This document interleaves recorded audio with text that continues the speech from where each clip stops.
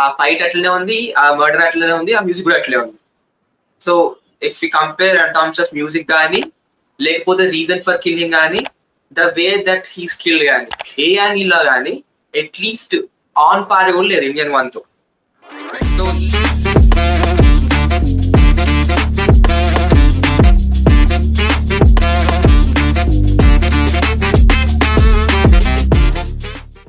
So ఇప్పుడు మనం ఇంత పాయింట్స్ డిస్కస్ చేసినాం.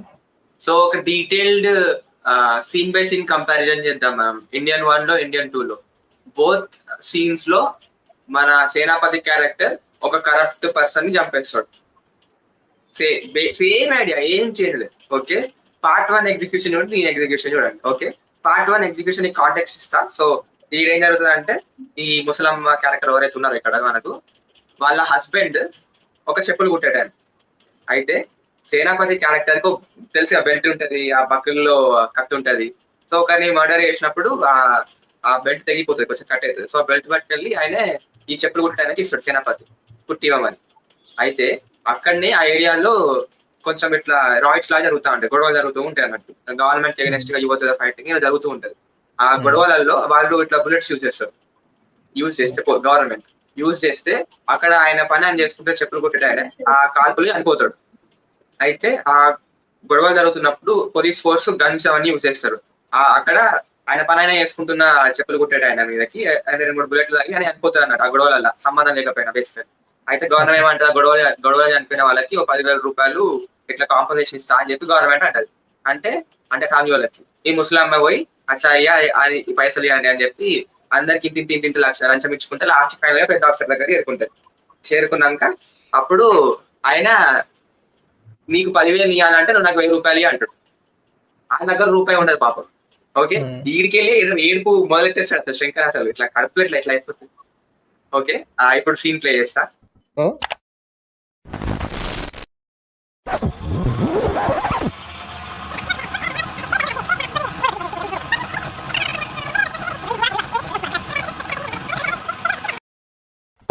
సో ఇప్పుడు మనకు చూసినట్టు ఆ ముసలమ్మ డబ్బులు ఇయ్యాడు, ఆమె ఇట్లా మొత్తం చెప్పిస్తుంది. ఇక్కడ బ్యూటీ ఆఫ్ ద సీన్ ఏంటంటే, ఈ క్యారెక్టర్ అనేది డైరెక్ట్ గానో ఇండైరెక్ట్ గానో ఈ సేనాపతి క్యారెక్టర్ కి టచ్ లో ఉంది.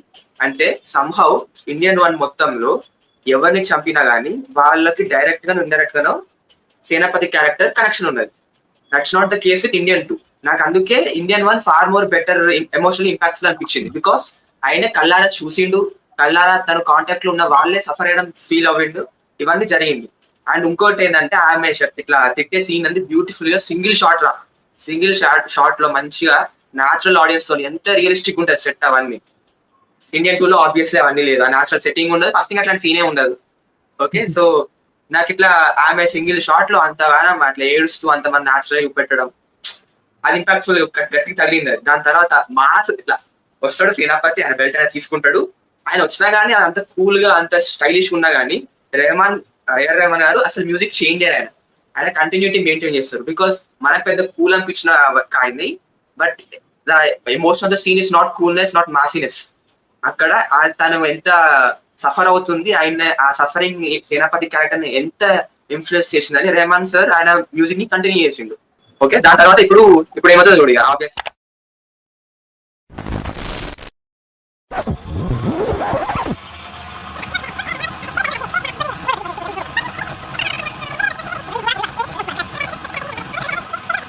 సో అర్థమైంది మొత్తం ఏం జరిగిందో. సో ఇక్కడ one more thing to notice ఏంటంటే, ఆయన కూల్నెస్ అనేది ఇట్ కమ్స్ ఫ్రమ్ హిస్ ఆయన గ్రౌండెడ్ నేచర్ ఆఫ్ కిల్లింగ్. అంటే సైలెంట్ గా పోవడం, సైలెంట్ గా దాక్కోవడం, అంటే ఎవరు కనబడకుండా సైలెంట్ గా చంపడం. ఈవెన్ ఆయన చంపుతుంటే ఏదైనా ఇట్లా ఖచ్చితంగా ఏదైనా చంపినట్టు ఉండదు, ఎవరైనా చూస్తారా లేరా అనే జాగ్రత్త తీసుకుంటూ చంపుతాడు ఆయన. సో ఇంత డీటెయిలింగ్ పెట్టారు ఆయన డెత్ లో, అంటే ఒకరిని చంపేటప్పుడు కూడా. And one more thing, Rahman sir music ఇక్కడ ఏది పెద్ద ఎలివేటింగ్ మ్యూజిక్ లా అనిపించదు. ఒక డైలాగ్ చెప్తారు, దాని తర్వాత కిల్లింగ్ చూపెడతారు, అండ్ ఆ మ్యూజిక్ కూడా కరెక్ట్ గా ఎమోషన్ ని కన్వే చేస్తున్నట్టు చూపెట్టుకుండేది. సో ఈ టోటల్ సీన్ అంటే ఫస్ట్ ఆ సేనాపతి అక్కడ ఉండడం ఆయన రీజనబుల్ అనిపించింది నాకు. బికాస్ ఒక టిపికల్ కూడా నాకు ఆయన ఉన్నాడు, స్టిల్ ఆయన అక్కడ ఉండడం విచిత్రంగా ఉందని ఒక విలన్ గమనించిండు కూడా. సో ఆయన గమనించిండు, ఆయన అక్కడ ఉండడం రాంగ్ అని అర్థమైంది. అండ్ దాని తర్వాత కౌంటర్ చేసినాక సింపుల్ ఎంత మంచి మాస్ డైలాగ్ అది, మాటలు కూడా ఉండవు, ఇట్లా ఇట్లా ఇట్లా అని చెప్పి కరెంట్ ట్యాప్ చేసి అంటే ఇట్లా అంటాడు, క్రియేటివ్ వల్ల జుట్టు ఇట్లా అంటాడు, ఇట్లా సైలెన్స్ లో అంత మాస్ అన్నట్టు. సో ఇది ఈ ఫస్ట్ మనం ఇండియన్ 1 లో సీన్. ఇప్పుడు ఇండియన్ 2 లో మనం చూద్దాం.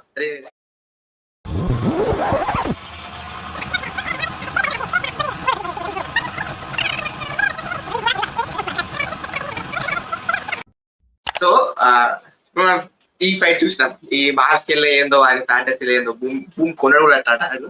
సరే ఓకే అనుకుందాం, అజంప్షన్ చేసుకుందాం. ఫస్ట్ ఈయనకి మన సేనాపతి క్యారెక్టర్ కి సంబంధం లేదు, డైరెక్ట్ గానీ ఇండైరెక్ట్ గానీ. ఓకే, బికాస్ ఫస్ట్ పార్ట్ లో ఇండైరెక్ట్ గా డైరెక్ట్ గా సంబంధం ఉంది కాబట్టి ఆయన ఆ ఎమోషన్ ని ఫీల్ అవ్వగలిగాడు, ఆమె సఫరింగ్ ని ఫీల్ అవ్వగలిగాడు. అది తను ఫీల్ అవ్వడం వల్ల మనకు కూడా అర్థమైంది, అచ్చా ఆయన ఎందుకు చేస్తున్నాడు కిల్లింగ్ అనేది అనేది. సో ఇప్పుడు మీరే చెప్పండి, చంపుతుంటే ఒక హీరో వాడు చావాలని మనం ఫీల్ అవ్వాలంటే వాడు ఏం చేసిండో అనేది వాడు చంపినాక చెప్పాలా, వాడు చంపే ముందు చెప్పాలా? అంతే. ఫస్ట్ సినిమాలో వాళ్ళు చేసిన విషయం ఏంది, వాడిని ఎందుకు చంపుతామని ముందు రీజన్ ఎస్టాబ్లిష్ చేసిండ్రు. సో వాడు చావాలని మనం ఎమోషనల్ గా కష్టం అనుకున్నాం, వీడిని చంపండి రా అని, జస్ట్ లైక్ నువ్వు చెప్పినట్టు. బట్ వేరే ఇందులో వాడిని చంపేసి వాడిని మీరు ఏమేమి ఎక్స్పెరిమెంట్లు చేసినాక అప్పుడు నేను ఎందుకు చంపుతున్నా అని రీజన్ చెప్పిండు. అప్పటి వరకు మనకు తెలియదు ఏంది వీడు ఏం చెప్తున్నా అంటే అన్నది మనకి. సో అక్కడ సీక్వెన్స్ ఆఫ్ రివీలింగ్ ఇన్ఫర్మేషన్ అనేది దెబ్బతీసింది. అది వన్ మెయిన్ రీజన్. నాకు ఏందో దీన్ని ఈ ఫీలింగ్ ఏమన్నా తెలియదు.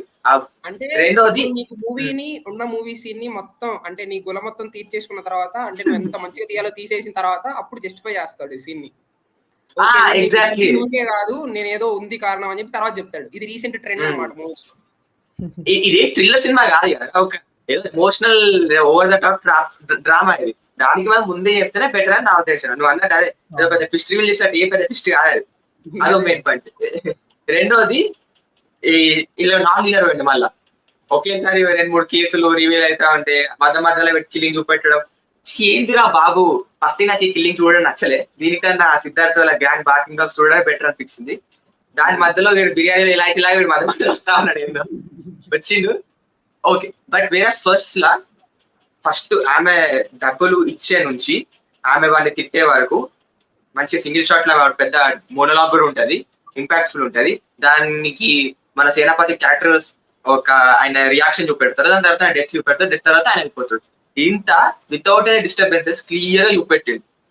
ఇక్కడ ఏంటంటే ఒక టిపికల్ ఇట్లాంటి కమర్షియల్ సినిమాల ఇట్స్ రియల్లీ ఎసెన్షియల్ మనకు స్మూత్ ఫ్లో ఉండాలి ఎమోషన్ కి. రాజమౌళి కూడా ఆల్మోస్ట్ అన్ని సినిమాలు అదే చేస్తారు, మనకు తెలిసిందే. ఆయన పెద్ద నాన్ లీనర్ రోడ్ పోతే ఒకేసారి ఫ్లాష్ బ్యాక్ పోతాడు, దాని తర్వాత మళ్ళీ సేమ్ అదే ఒకటే ఎమోషన్ ఫాలో అవుతాడు.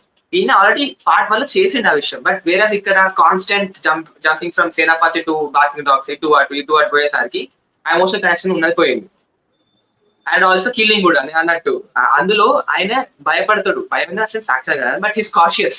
ఇక్కడ ఏం జరుగుతుందో నేను చూస్తున్నారా లేదా అని. ఆయన పెద్ద ఆయన ఫ్యాంటసీస్ లేదో ఫెటిష్ లా ఏదో ఆనందపడతాడు కిల్లింగ్. ఉన్న వాళ్ళందరినీ మర్మకలతో పొడి చేసి ఇంకా పొడి చేసి సో అంతగానం సొల్లేసి అంతేసి ఎందుకు ఆన్ పాయింట్ ఆయన ఫస్ట్ సినిమాలో పోయిండు చంపేసిండు. ఇప్పుడు ఇతను స్కామ్ చేశాడు కదా, స్కామ్ చేసినప్పుడు ఆ స్కామ్ లో ఎఫెక్టెడ్ పర్సన్ ఎవరో ఒక ఇండివిజువల్ ని తీసుకొని ఆ ఇండివిజువల్ తో ఒక సీన్ లాగా స్టార్ట్ చేసి, అంటే అన్ఎంప్లాయిడ్ అవడం వల్ల లేకపోతే ఆ జాబ్ ఫెయిల్ అవడం వల్ల వాళ్ళ ఫ్యామిలీ అండ్ అతను మెంటల్ గా ఎట్లా సఫర్ అయ్యారు అని చూపించి దాంతో పాటు ప్యారలల్ గా వీడి చంపుతున్నది చూపిస్తే మినిమం ఇంపాక్ట్ ఉండేది. ఈ థాట్ నాకు తెలిసి ఎందుకు ఇలా ఎగ్జిక్యూట్ చేయలేదు అనిపిస్తుంది అంటే, అఫ్ కోర్స్ ఇది నాకు నచ్చలేదు, నువ్వు చెప్పినట్టే ఐ అగ్రీ విత్ యూ. కాకపోతే back of the mind what I'm thinking is, ఇలా పర్టికులర్ గా ఒక్క పర్సన్ ని తీసుకొని అతన్ని కొంచెం స్టోరీ బిల్డ్ చేసి మనం ఎమోషనల్ గా కనెక్ట్ అయ్యేదానికంటే మోర్ ఫోకస్ ఎట్లా చేసారు అంటే పాన్ ఇండియా వైజ్ గా చేద్దాం, అంటే ఒక 3-4 రాష్ట్రాలలో చంపినట్టుగా చూపెట్టాలి అని అనుకున్నాడు ఫిక్స్ అయిన. అట్లా చూపెట్టాలంటే మళ్ళీ ఇలా స్టోరీ బిల్డింగ్ ఏం చేయరాదు. సో అతను he chose to spread and kill more people. అంటే నేను స్టోరీ బిల్డింగ్ అనట్లే, అంటే నార్మల్ గా ఇప్పుడు వీడు చేస్తున్న స్కామ్ అని అర్థమవుతుంది కాబట్టి నార్మల్ గా చూపించినా గానీ ఆడియన్స్ రిసీవ్ చేసుకోగలరు.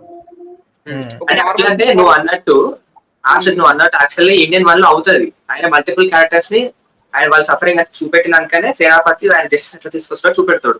సో ఇక్కడ కూడా చేయగలిగేటోళ్ళు వాళ్ళు. ఈయన సొల్లు ఫ్యాంటసీ ఫైటింగ్ బదులు అరే ఫైట్ లెంత్ ఎంత ఉందిరా, అవసరం అంతసేపు అంత తగ్గించేసేసి రుచి అన్నట్టు ఒక అంటే సెట్ చేసిన దాని మొత్తానికి న్యాయం చేయాలి. మళ్ళా జీరో గ్రావిటీ అంటే అట్లుంటారా బాబు, ఫుల్ గాలతో జుట్టే పెట్ట అంటా ఉంటది.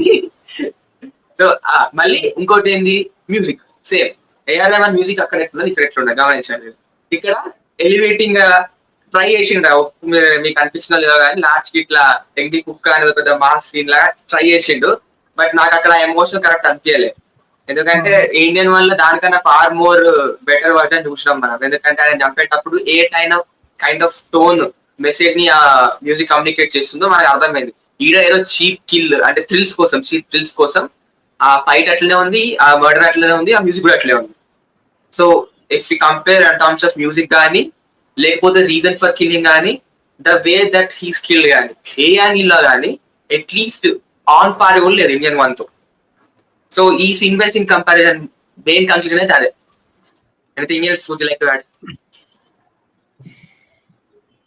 దీనికోసం మీరు మాట్లాడే ఎక్కువ సినిమా గురించి చాలా ఎక్కువ అంటే కానీ personally I'm very much pretty much excited about Indian 3 movie. అంటే ఇండియన్ 2 నాకు నచ్చలేదు, ఏ మజాక్ కాదు నిజంగానే. అంటే నాకు ఇండియన్ 2 నచ్చలేదు, ఇండియన్ 3 నాకు నిజంగానే చూద్దాం అన్నట్టుగా ఆ ఫీలింగ్ కలిగింది నాకు ఇండియన్ 3. ఇంకోటి ఏంటంటే అదే కోర్ ఐడియా. ఇప్పుడు కమ్బ్యాక్ ఇండియన్ అనేది స్టార్ట్ అవడానికి కొంచెం టైం తీసుకున్నాడు. అతను వచ్చి అతని యాక్స్ మొత్తం అక్కడ చేసే అంటే తీసుకొచ్చేయడానికి కొంచెం టైం పట్టింది. అంటే ఇతను చెప్పిన వెంటనే ఇనిషియేటివ్స్ ఎవరు తీసుకోరు కదా, నిదానంగా వన్ బై వన్ చూపిస్తాడు.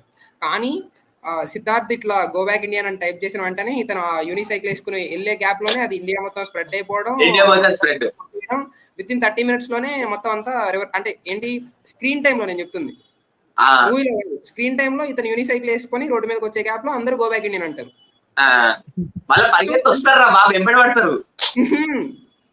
అండ్ అట్లా చేయకుండా స్క్రీన్ టైమ్ లోనే అది అంటే పాజిటివిటీ ఎలా బిల్డ్ అయిందని చూపించాం, నెగిటివిటీ కూడా ఇంకా కొంచెం బెటర్ గా చూపించి ఉండాల్సిందేమో.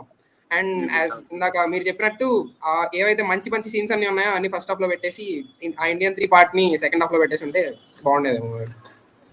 కానీ ఏదైతే మన ముందు సెట్ చేసింది కదరా, ఏంటి ఈ టీం ఉంది కదా బార్కింగ్ డాగ్స్, ఇదంతా ఇది యాక్చువల్గా అయితే ఇండియన్ 2 పార్ట్ లో వన్ ఆఫ్ ది అంటే ఒక ఎలిమెంట్ ఏదైతే మనకు చాలా నచ్చింది అంటే ఆ బార్కింగ్ డాగ్స్ ఎలిమెంట్, ఆ ఆస్పెక్ట్ నచ్చింది అంతే. అయితే నాకేమనిపిస్తుంది అంటే ఇండియన్ 3 స్టోరీ ఏదైతే ఉంటుందో అది ముందే ఆలోచించుకొని దాని బేసిస్ మీద ఇండియన్ 2 రాసింది అనిపిస్తుంది. ఇప్పుడు మనం ఎంతైనా దీన్ని ఎంత నచ్చలేకపోయినా కానీ మేబీ ఇది చాలా ఇంపార్టెంట్ అనుకుంటున్నా. అంటే నాట్ దిస్ మచ్ కి ఒక మొత్తం మూవీ తీసేటట్టే కాకుండా ఇది చాలా అంటే ఇప్పుడు నువ్వు అన్నో చూడు, you are curious about how it will change from go back Indian to again come back Indian, లేకపోతే అగైన్ ఒక హేట్రెడ్ నుంచి సపోర్ట్ కోసం ఎట్లా చేంజ్ అవుతుందో యు ఆర్ క్యూరియస్ కదా. సో నాకు తెలిసి ఈ ఎలిమెంట్ ఏదైతే ఉందో బార్కింగ్ డాగ్స్ టీమ్, లేకపోతే కొందరు ఎవరైతే వాళ్ళ వంతుగా దే ట్రైడ్ సంథింగ్ కదా వాళ్ళ పర్సనల్ ఫ్యామిలీ నుంచి, అది నాకు తెలిసి ఎట్లనో కనెక్టింగ్ ద డాట్స్ లెక్క లాస్ట్ లో ఇంపాక్ట్ తీసుకొస్తుంది అనిపిస్తుంది, మూవీలో హెల్ప్ చేస్తుంది. ఐ డోంట్ థింక్ అంటే ఇప్పుడు మళ్ళీ ఇంకా ట్రస్ట్ బిల్డ్ చేయడానికి ట్రై చేయడేమో. అంటే గో బ్యాక్ ఇండియా అంటే ఇది నా అజంప్షన్ మాత్రమే, అంటే గో బ్యాక్ ఇండియా నుంచి మళ్ళీ కమ్ బ్యాక్ ఇండియన్ లాగా చేసుకోవడానికి ట్రై చేయకుండా లైక్ వీళ్ళందరి పట్ల హార్ష్ గా బిహేవ్ చేసే అంటే ఇప్పుడు 2.0 లో పక్షిరాజా టైప్ లో ఏదైనా చేస్తాడేమో అంతే. అంటే ఇప్పుడు అందరికి ఇతను గ్రే క్యారెక్టర్ లెక్క అవుతాడు, లాస్ట్ కి ఎప్పుడైతే ఎండింగ్ ఉంటుందో అప్పుడు కొందరు ఎవరైతే they couldn't change their mind set కదా వాళ్ళు సడన్ రియలైజేషన్ వస్తుంది. సో అంతే మేబీ. సో ప్లీజ్ లైక్ చేయండి, షేర్ చేయండి అండ్ సబ్స్క్రైబ్ చేయండి. అడియోస్. Bye guys. Bye.